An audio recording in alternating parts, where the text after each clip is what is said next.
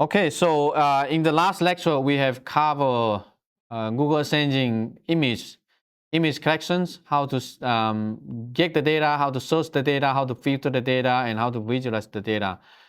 So do you still remember what kind of data type that Google Engine has?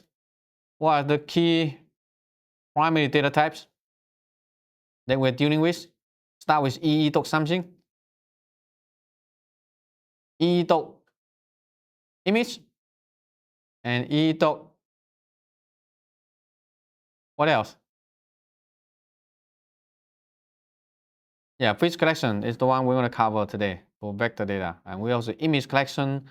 We have EE dot geometry, EE dot feature. So those the geometry, feature, and feature collection are basically the vector data type. So here I'm going to go through the vector data type in here, and I'm going to run this section. Then we can discuss. Oops. What? Is there something wrong with my Jupyter Notebook environment? 1 second, let me go back to the import.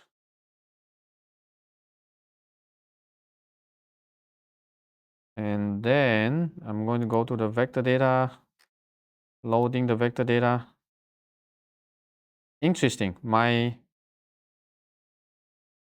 Jupyter node, my map doesn't show up anymore. I'm not sure what happened. I might need to, let me do a quick check. I might have installed some packages that have broke the package. So what I can do here is to pip uninstall ipleaflet and then Y, and then pip install.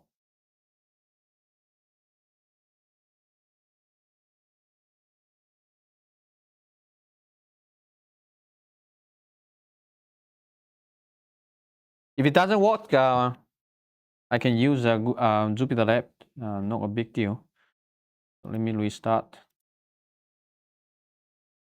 and import the library again.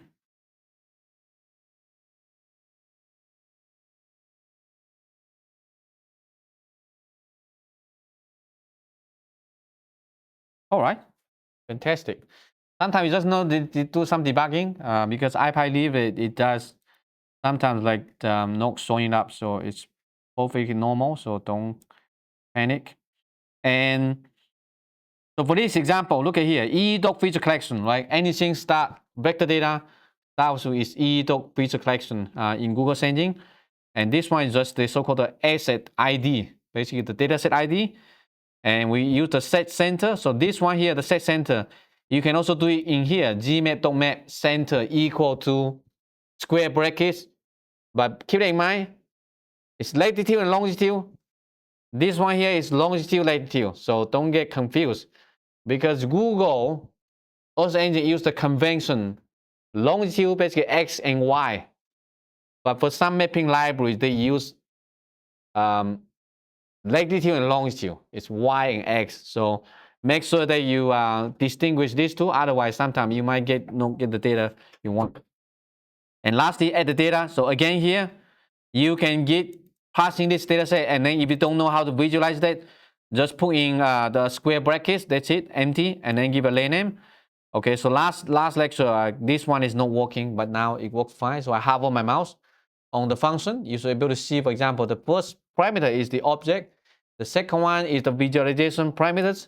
It can be empty or it can be empty dictionary. And then the layer name, whether you want to show the data layer or not. And also the last one is the opacity. So this is basically how you add Earth Engine data layer to the map. Once you have this, you can turn the layer on and off, right? So this is just the US Census rows data set, and it's covering, it covers the entire US. So if you zoom out to other locations, you should be able to see that as well. For example, Nashville, it might take some time to show up, but you can zoom in. This is a very high density data set with all the rows in the US. So next time, if you need some data set like transportation or anything, look at Google Engine. You can load the data set all at once, just like how many lines you call? 1, 2, 3, 4, 5. You get the data for the entire US, and you are not downloading anything. The nice thing about this, you can filter the data to an area, and you can download the data if needed. So later I'm going to show you how you can export the data, but just let you know, it has pretty much everything. So all you need is to figure out how to get access to the data. So by default, if you don't provide any visualization parameters, it's going to use just this empty brackets. So by default, it's going to be dark black color and then a little bit transparent. But there's no, if you want more like fancy visualization, you will need to customize it. So next, let's talk about how we can actually do some visualization, do some filtering. Because you may not need the data for the entire US. If you just want data for a specific area, then you can do so-called filtering. So filtering basically is to limit the data to your region of interest, or limit to a certain time span, or limit it to data that with a certain properties, right? So you can think about this is national street network. You might only want data for Knoxville, Tennessee. You might only want international highway. You don't want the local street. Or you only want the local street. You don't want the local international highway. So it's up to you. There are a lot of things you can choose. So next, we want to cover how you can select by attribute and also select by location. So the first one we cover here is the select by attribute. And we are going to use this one. Take a look at it here. I'm going to run this code block and take a look what this. So right now we're having data for the state Tennessee. Right? So how do we actually get that? Because we're using the state boundary, US state boundary. So this one covers the entire US. And there's so-called filter. This every Earth engine object, image collection, feature collection, they have this filter function. So the filter allows you to pass in an Earth engine filter. Earth engine filter comes in different ways. filters, EQ, what does EQ stand for? Anyone knows? Equal. Yes, equal. So that means if your name is equal to Tennessee, I'm going to select this one. So what this one is doing is similar to you go to ArcGIS or QGIS, you open the swap file, and then open the attribute table, and then do the select by attribute, and then you select the one the column name equal to Tennessee, whatever, and you're going to select this subset. So now this returns just the feature collection. So it's also a feature collection. Then you can add this data layer, right? So without it, I can also add this one. For example, let me show you another code block. So usually, this is what I will be doing.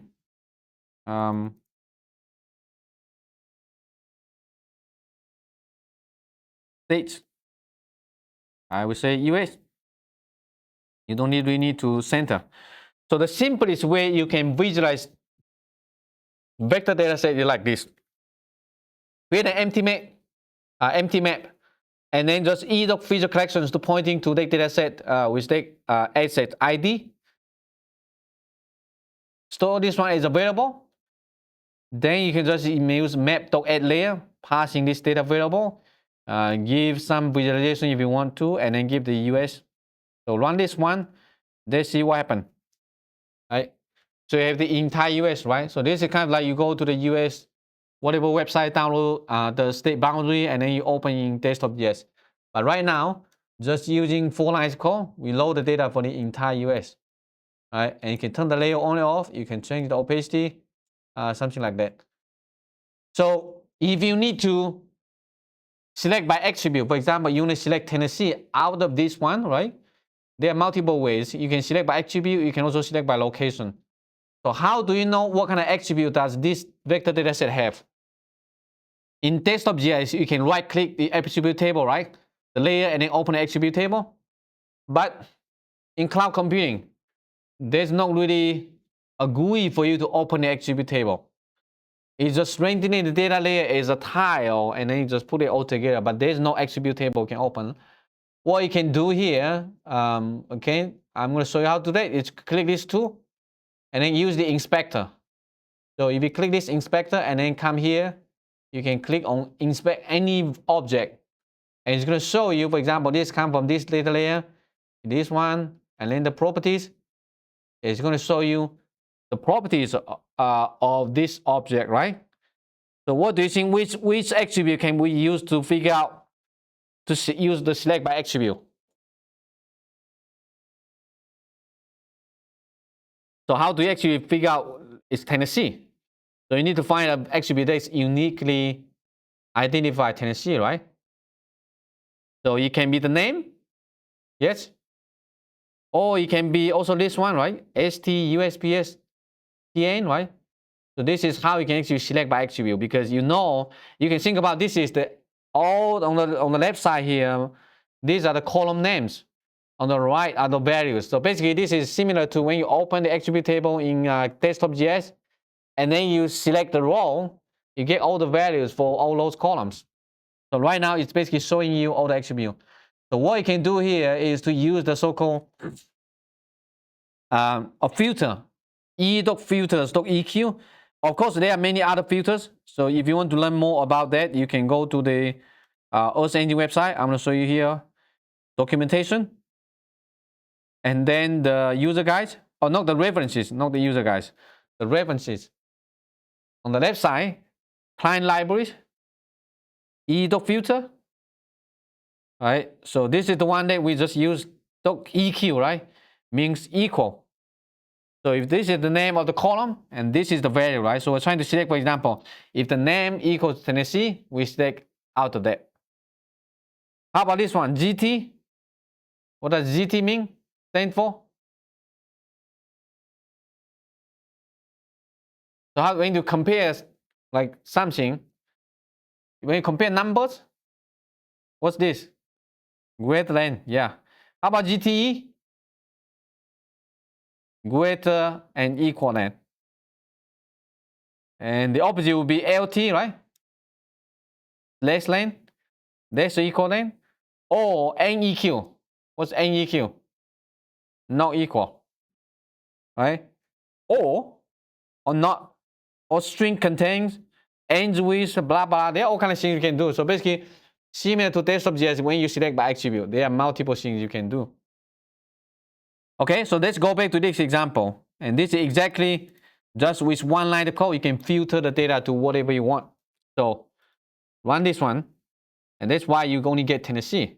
You can try some other state, for example, name equal to, what other state do you want to try?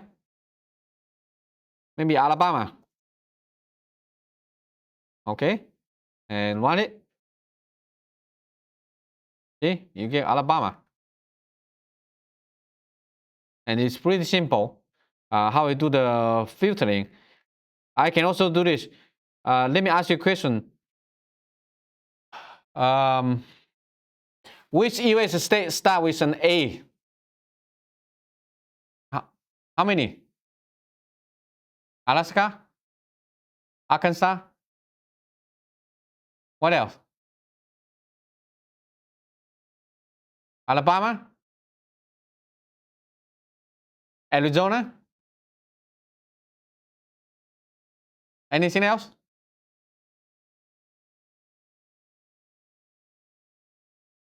And this is where you're gonna have to find out, right? For example, we can do here. Probably it will be this one. String starts with. I think this will be something we are looking for, right? If the name starts with an A, then we're gonna put it up. Contain, intersect. Yeah, let's try this one. So let's figure it out. So it'll be name. I would say this will be filter.string starts with. Okay, and the name will be start with. I guess it will be something like this. I don't know. Let's try. Oh, that's good. Okay, so it looks like we're all right. 4 states, right? Alaska, Arizona, Alabama, and Arkansas. Okay. I can also ask which US state ends with an A?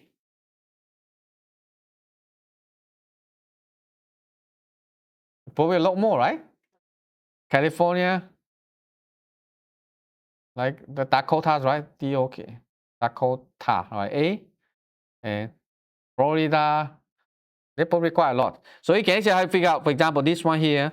Once you write this one, similar to the image collection, right? This is right now a feature collection, the selection.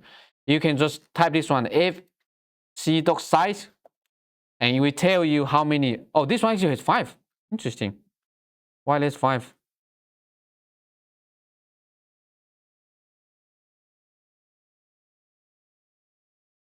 Oh, what's this? The okay, America Samora. Okay, yeah, it starts with the A. Okay, interesting. I didn't realize. So this one is 5. So you can do the same thing. String ends with, right? Ends with an A, and let's figure out how many. Oh no, no one ends with an A. Oh, it should be lowercase because uppercase there's no.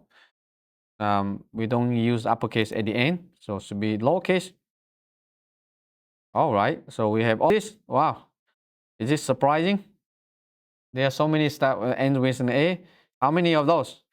23. So it's almost close to half of the states.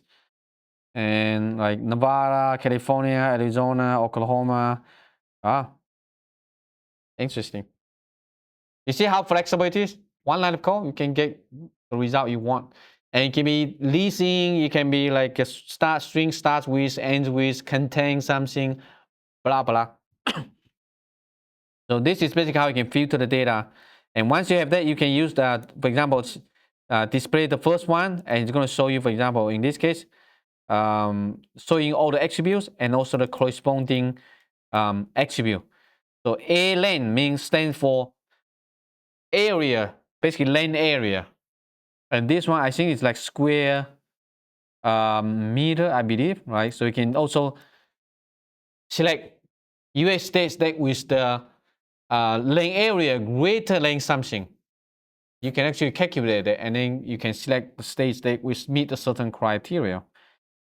Next one is that you can convert the data to a pandas data frame, right?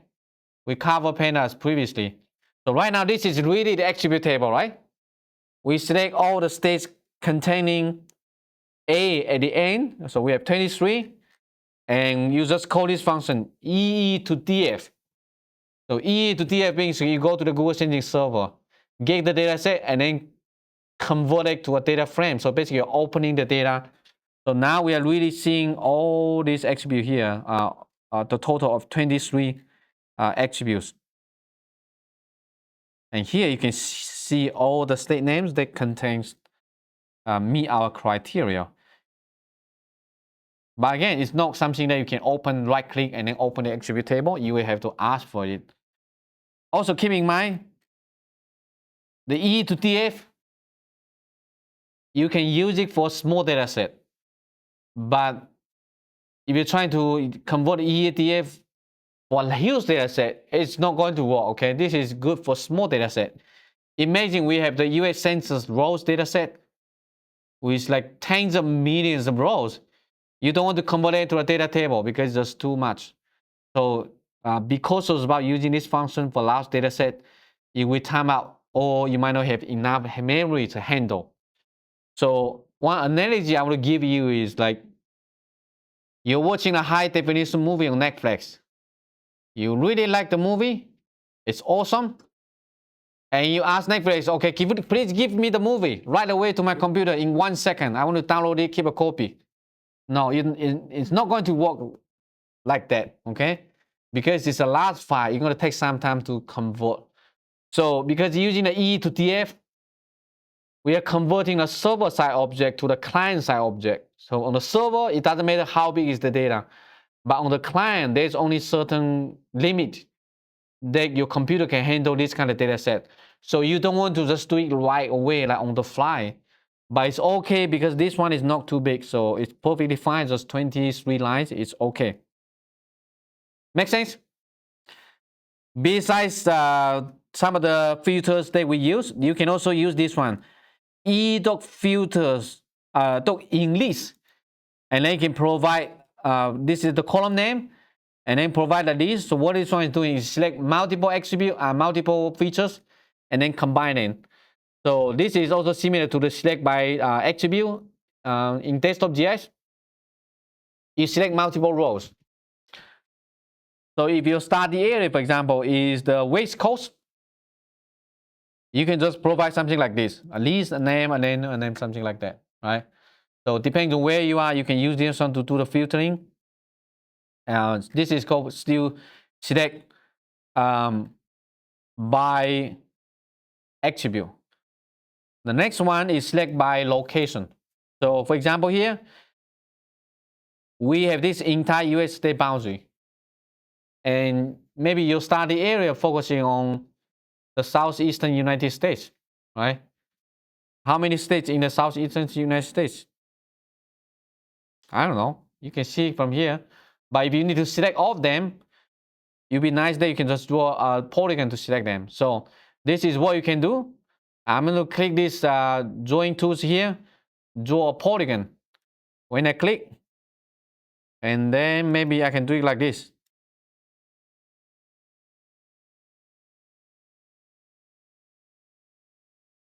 Okay, so I draw a polygon.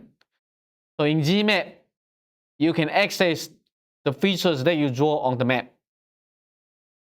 What I can do here, I can just type map.user ROI.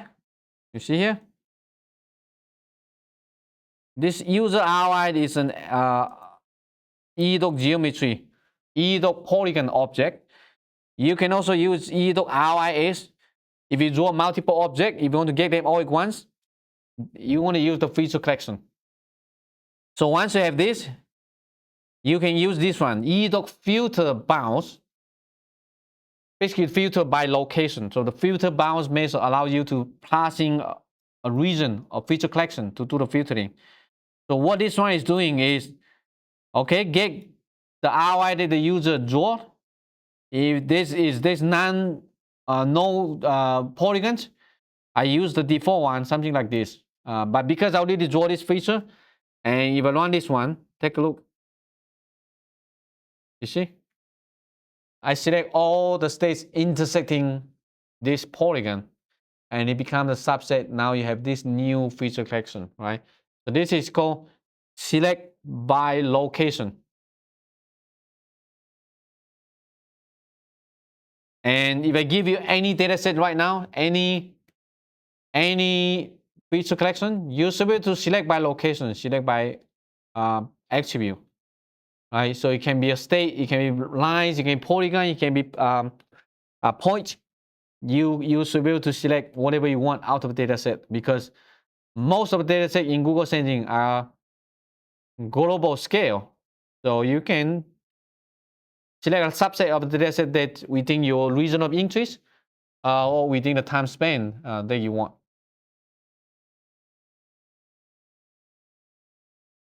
Any other questions? Next one, country data set, right?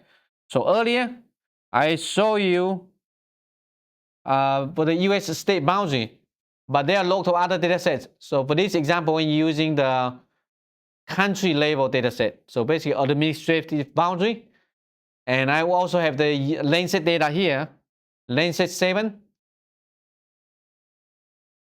and we select just a particular country, for example. Again, you will need to figure out what kind of attribute it is you have, because you may not know if there's a polygon data set, you need to open it. So usually what you can do is very simple, like this. Try to access this feature collection, but just look at the first one. I'll just type first, parentheses, run it, and it will show you what kind of property it has. Because you need to, if you're going to select by attribute, you need to know the column name, right?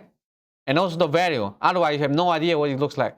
So this give you some idea. That means this vector data set has all these columns, right? And there's one here called ATM 0 name.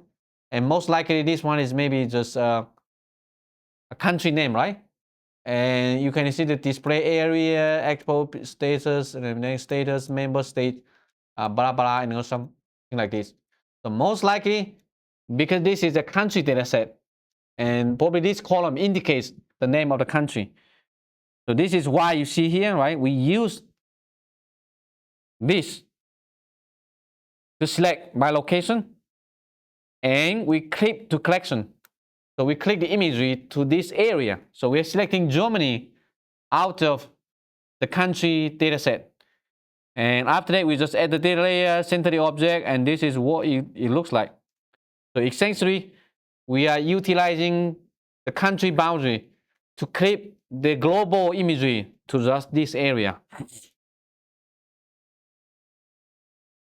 And now you can see easily. You can clip this. Can we do it for other country? Of course, it doesn't really matter. So the nice thing about Google Search Engine is that the source code pretty much similar, but when you change it, you get different result, right? So I can try maybe Canada, for example. And on this one.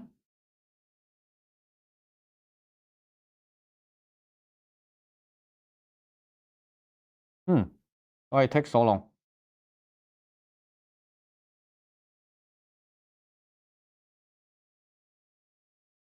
Interesting.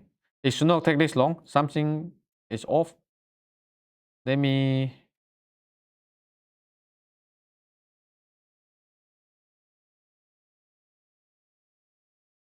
Okay, let me restart my kernel. I don't. It should be instant.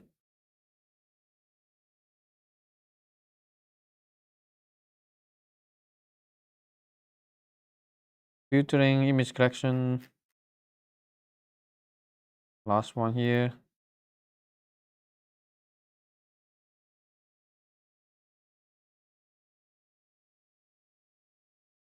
Can you see the results?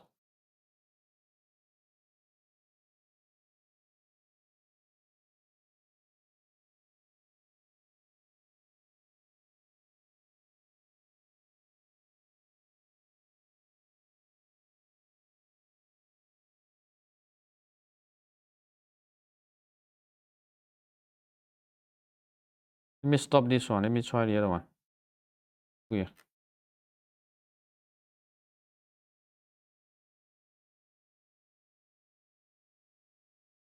It may be a connection issue. Are you able to get the result? See the result?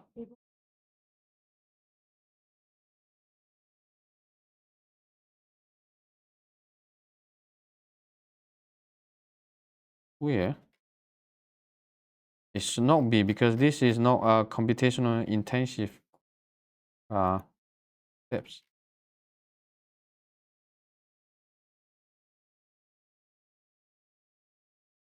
Let me go back to the Germany one example.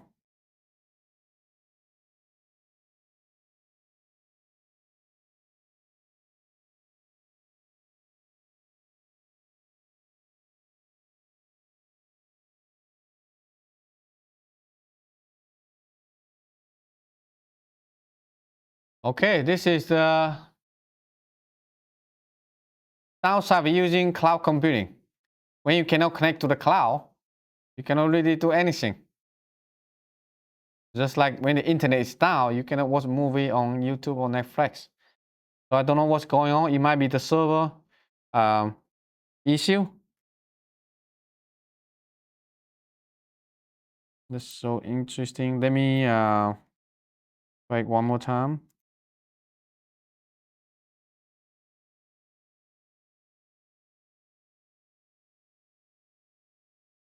Yeah, this works fine.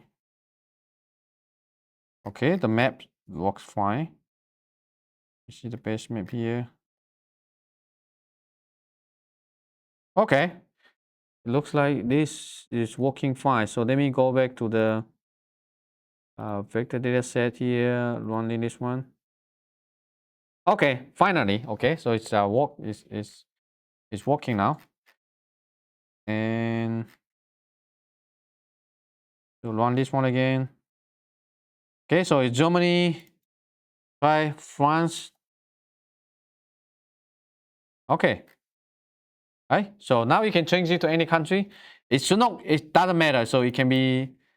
I'm not sure it's called USA or United States. That one you need to take a look. It may not be USA. Okay, that means it's not. Or sometimes it can be United States. Sometimes it can be United States of America. So it depends on the vector data set. One thing you can do is like if you don't really know what to put in there, what I recommend is just like add the vector data set um, to the layer and then use the inspector to see what the value it is. And then you go back to get the value and then do it. So what I would do would be just like this map.add this. Yeah, it can be USA, it can be something on not the filter yet. So it will be the original one. You'll be the countries.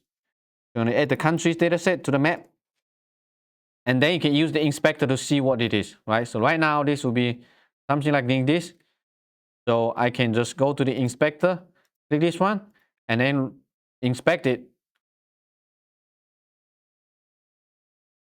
What? Again, it's not take this long. I think maybe the Google Sensing server is having some issues. But if you click it on the map and then you see the properties, then you can figure out what value it should be. And you get the value, then you pass back to this one here to use as the filter to select the data by attribute.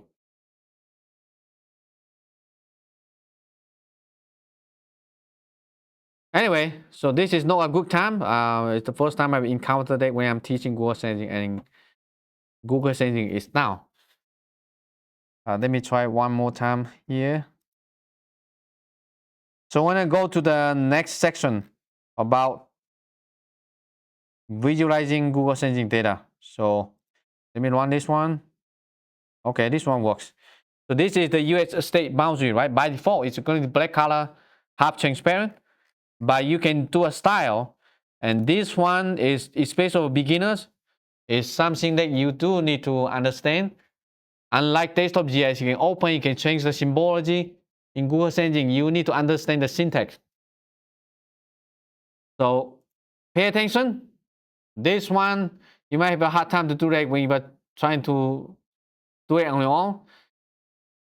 This is the featured vector data.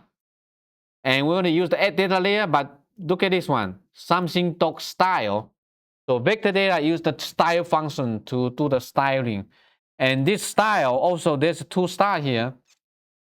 Again, this is also a little bit confusing. The star means your style is a dictionary. You have two star means you're going to unwrap the dictionary.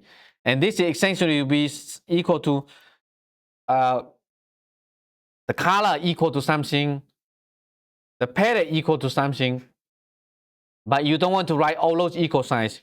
You can provide them as a dictionary. And then you can pass into the style. So what we're trying to do here is, okay, use the color. And also for the color, how many digits, how many characters in there? 8. Why there are 8? We used to have 6, right? Remember? RGB. So why do we have 8 in here?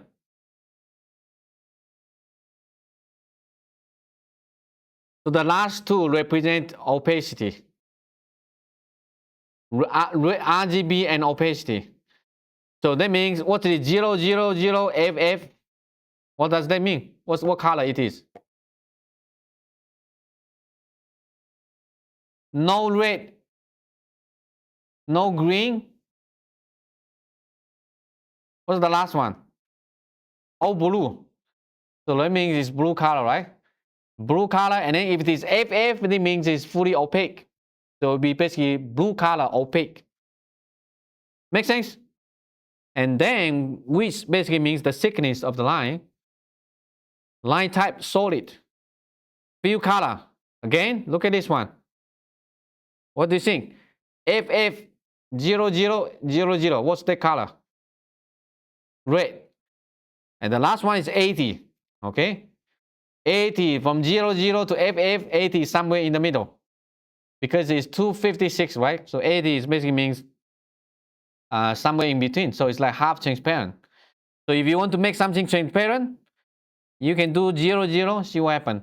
So that means no fill color, right? And it doesn't matter what color do you have at the beginning, it's going to be transparent. So if I run this one, see? So this style here, this dictionary controls what it looks like. Now I'm going to ask you the question. How do I color the US state boundary with yellow color? What do you think what we need to change? Yellow outline, no fill color. How are you going to do that?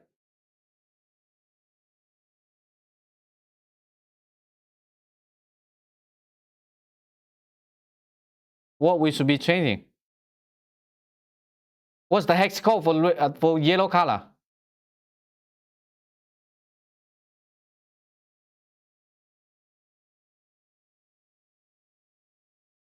So red, green, blue, right? So yellow color is a mix of red and green. So what you need to do basically will be FF, FF, 00, and then if you want to free opaque, then you'll be FF. Yes. How about red color? It'll be easy, right? Just FF, 00. See. So this is how you do the visualization.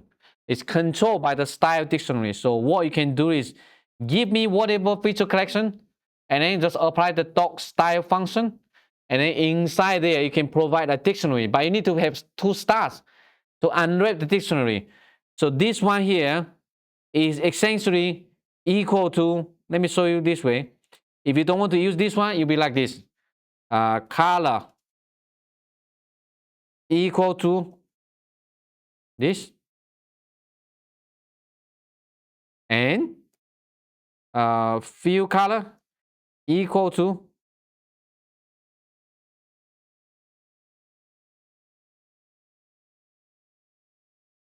you see something like this in here, and now I can comment out this one.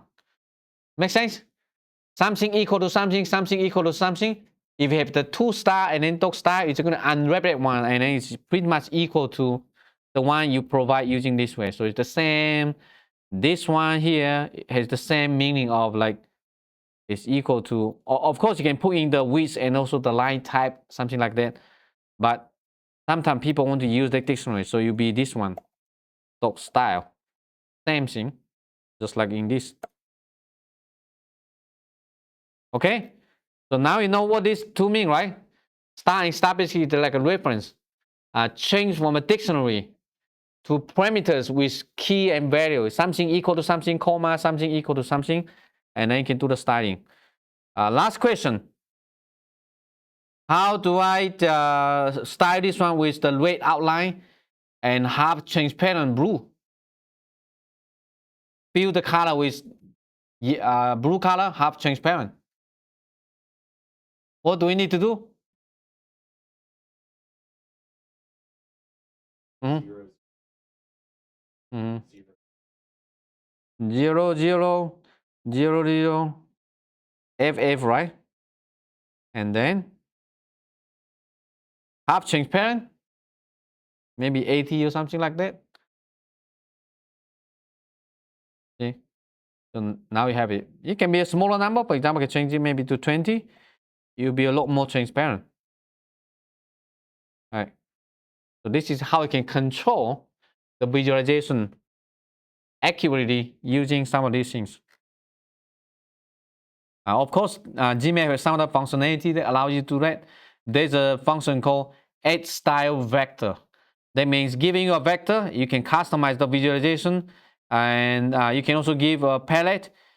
So the reason that you want to use this one, you can use a column. You can specify a column to do different colors. So basically give you a symbology, a graduated symbol. And we're using this couple colors in here. And this is how you're going to visualize that using the name. So for this one here, you basically just give a different name, different color to different states. But because we only have 5 colors, so it's going to basically depends on the ordering of the characters. So you're going to start from, for example, green color, brown color, and then the white color. But you can also do it this way. Let me show you. A lane, right? I know there's a A lane column, lane area. So we're using this color. That means you can see the size of the states being color. Different sides of state have different color. This one, and then we can see the pattern. So take a look. What does this mean? Because these 5 colors here, from like this green, brownish to the yellowish to the white color, that means these are all has large land area. Because we have 5 colors, so basically the symbology is changing from this color all the way to this color. So this is why it looks like this. You may be able to use, maybe I can try the other one, for example, terrain, or maybe cool warm. I'm not sure if it works or not. It may not, but let's give it a try. Oh, it works, right? So the cool one means cool because it's based on this column, right? Land area. So the smaller, the cooler, the larger, the warmer, right? So you can clearly see from here, this is like small land area, this is a larger land area. So you can use this function to create so-called a color place map. Just like the population, if you remember what we did in the previous leaf map sections, right? You can give color based on the column. And this is allows you to do that. So you don't have to worry about how do I ordering all the stuff. You will do that under the hood. So in the continental US, which state has the largest land area? Can you see that from the map? Texas, right? And maybe California, Montana, right? Alaska is not in the contiguous US, but certainly Alaska also has large area. And look at this, just a couple lines of code. You can pull data from the catalog and you can do all kind of visualization. So make sure you comfortable with this. So now if I give you any data, you should be able to color with whatever you want. Different outline color, fill color, transparent or not. You can also have change if the outline can also be made half transparent if you want to. So what you need to do is basically the color opacity, for example, right? So the color here, I can change it to maybe to 0.5. So for this one, you don't need to use 8 characters. You can use 6, and you can passing into this function. So now if I run this code block, the line still it's half transparent, 50%. Okay, so that's about visualizing vector data, filtering, and also select by location, select by attribute. Next, I'm gonna cover the plotting tool. So in this example, we're adding a Landsat 7 image.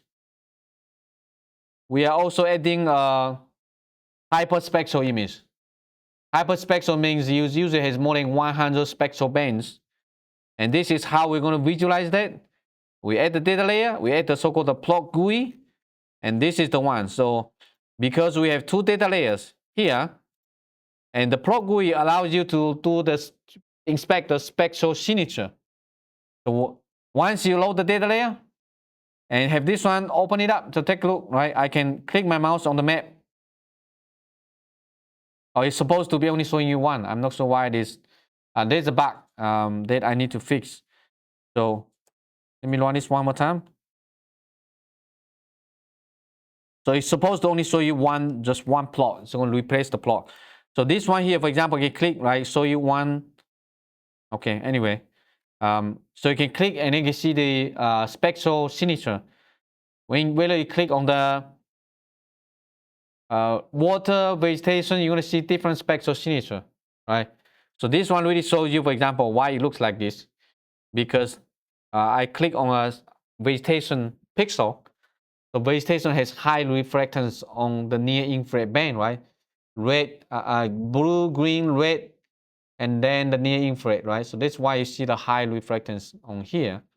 You can do something very similar for hyperspectral data.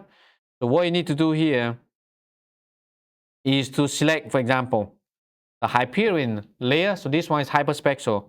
And these are the data showing you here. These are hyperspectral data. So you can change some property. For example, you add a cluster. You can also change from a line type to a bar chart. So once I click this one, I can come back to inspect the pixel values. And look at this. All right, so this is also a very nice spectral signature that you can use to show the changes of the spectral band from, for example, optical to near infrared, and also the short wave spectrum.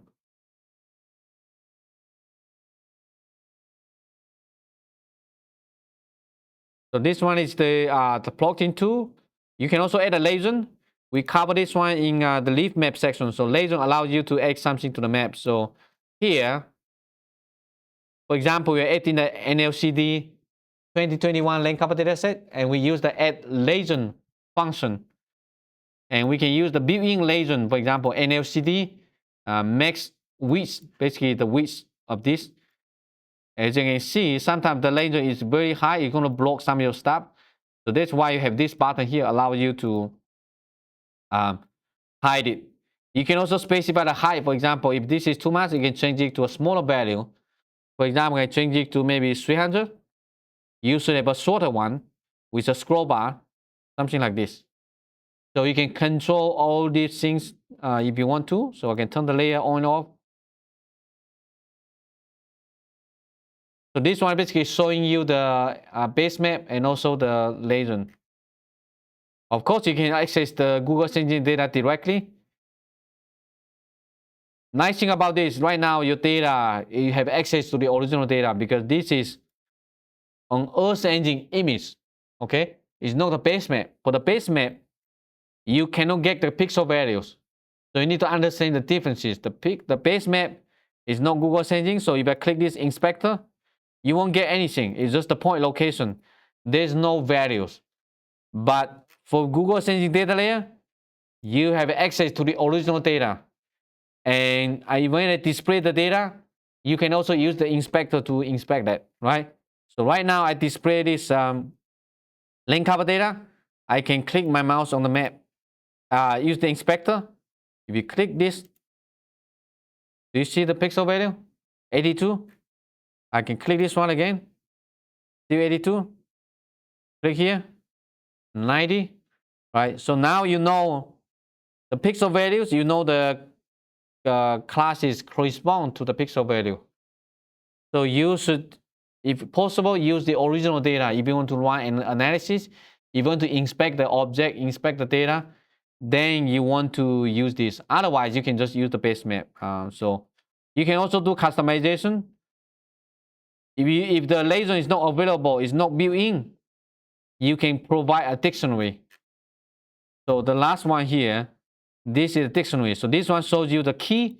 This one is the color and the key and the color. Then we add the data set, we add the legend, and then just passing the legend dictionary. This one is pretty much the same as the one that I show you above. Except right now we are using a custom legend rather than a built-in legend. So if your lane cover map has a specified color or categories, you can just design this one and then it will show up like something like this. Okay. Also for this one, by default is using the rectangle, but you can change the shape type. For the add legend function, there's a shape type. It might not be available in this one. So shape type equal to, equal to circle. This is the new one that I added. It may not be available here, I think. You see, it's not working, but the circle. Yeah, I probably need to update the package. I can do it very quickly here, just showing you how to do it. So I'm going to go to my terminal, and then the terminal, activate the contact environment, and then just pip install -u gmap, because I add this function I think a couple days ago. And so you see, I update the package from 0.34.5 to 35.1, and I can restart my kernel. So hopefully you will see it should work now. Import the library, activate it. and then I go to the legends, custom legends. Run this one.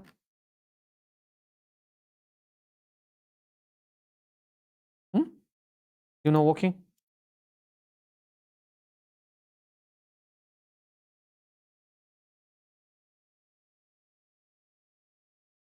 Interesting. It should, but if we try it from a Google Colab and then install the latest one, it's work. This might be just sometimes there's still some case on my computer, so it's not fully activated. So we might not have. Let me do it. See here.